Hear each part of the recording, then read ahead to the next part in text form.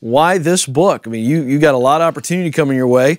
This message is great. It jumps off the shelf when you're looking at it. Why this message?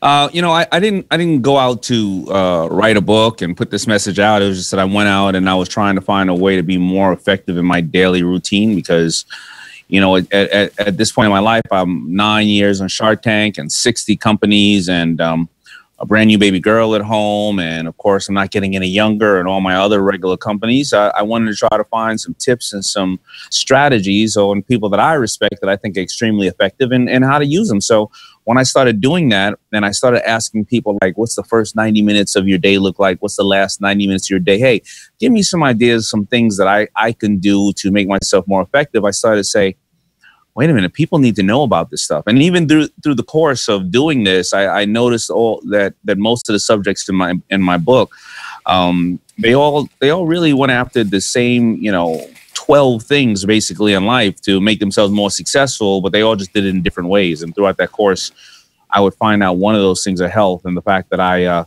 wasn't, asking enough questions about my health. I was a standard person of getting a checkup every once in a while, every year, and this and that. And through that, I found that I had discovered I actually had stage 2 cancer in my thyroid through this journey.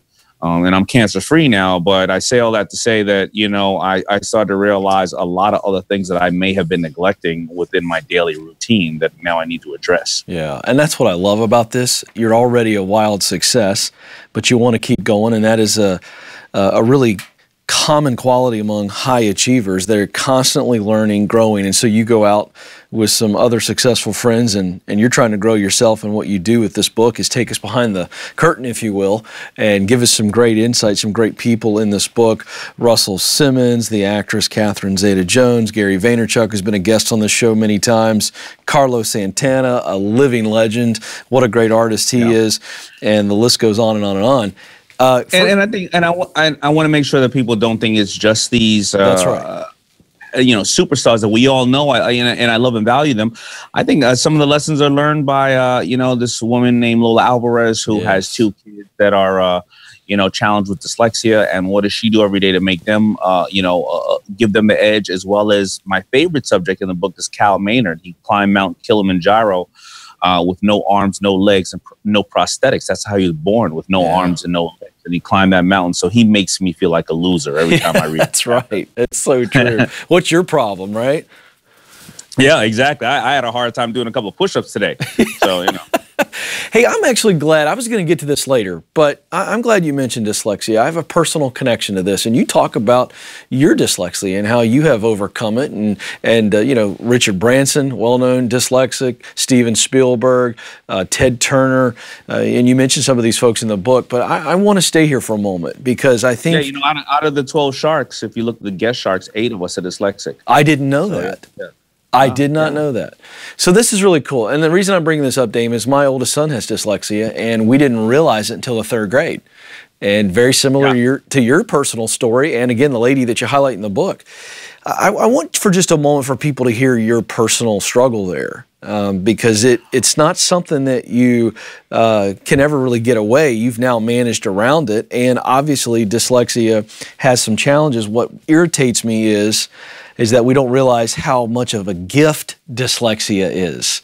It really is a gift in so many ways, even though it has some challenges. Just tell your personal story there and how you have powered through that. Well, my personal story is, 30 years ago, or what am I saying, 30 years ago, 40 years ago, when, I was a student going through school, I just would struggle with anything where it came to history and reading, but I would excel in math and science and anything with numbers and things of that nature. I didn't really know I had dyslexia at the time. My mother made me feel very, very special about who I was and my ability to accomplish things.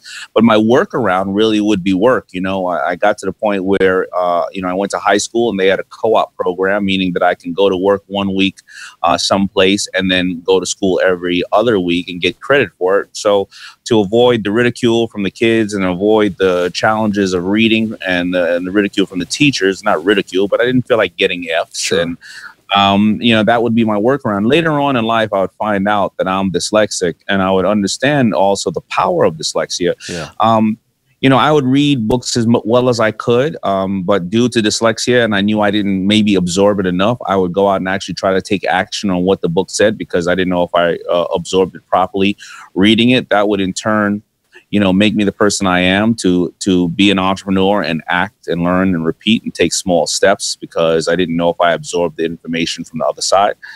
And I would just grow up to understand this. And then I would later on be diagnosed with dyslexia, and I would have the same challenge you have. My daughter, who got expelled in school on purpose, I didn't even notice the dyslexia in her. And I was pretty hard on her too. I thought that she was, lazy or this or that. And I would find out that more people have dyslexia than we think. 20% of the entire world has dyslexia.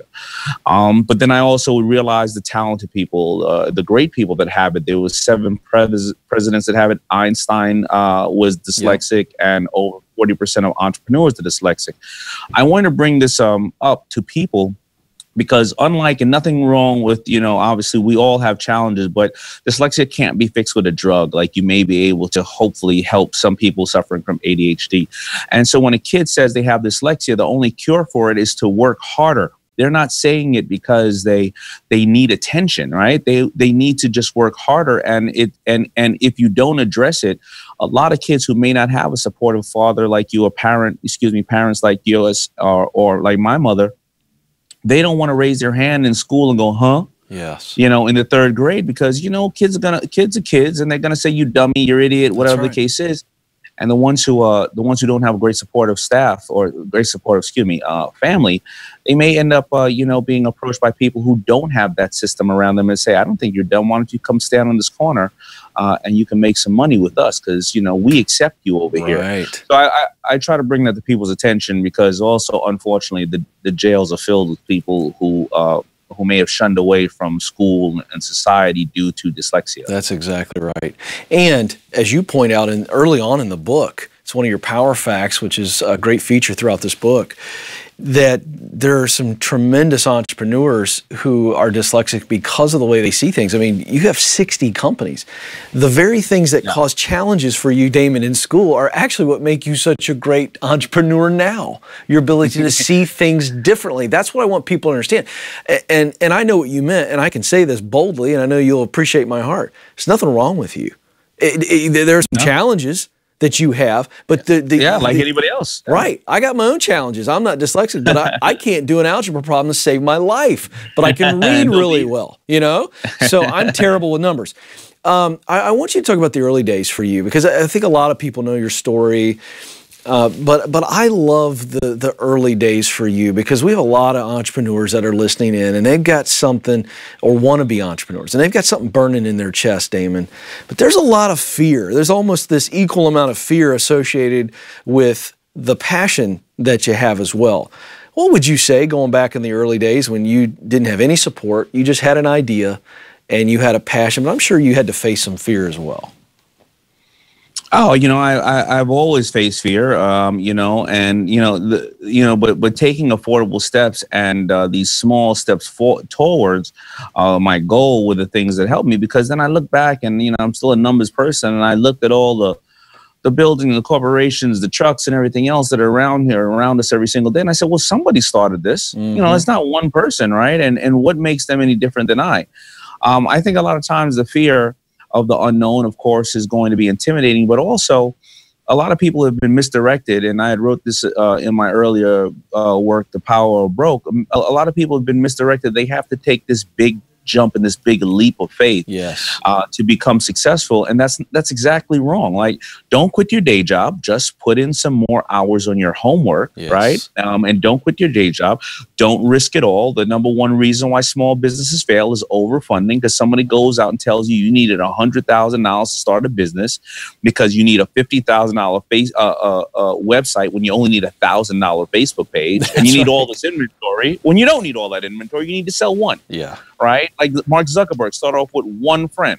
Right? And I think that fear, as well as the people around them who may, for the reason of loving them or maybe they hate them. They tell them all the things that they can't do, and that they won't be able to do. Maybe it's the parents or grandparents who grew up in the time and age and day where they were able to have one person work and other person stay at home, and then you retired because somebody was able to give you this great package. But today is not necessarily like that, and two parents have to work. But these people will tell you, listen, don't do this, because they grew up at a different time. I think the fear is just the fear of the unknown. But if you take small, affordable steps, you'll find out it's not scary. You know what's scary? Being a parent. Yes. That's scary. Yeah, come on with that.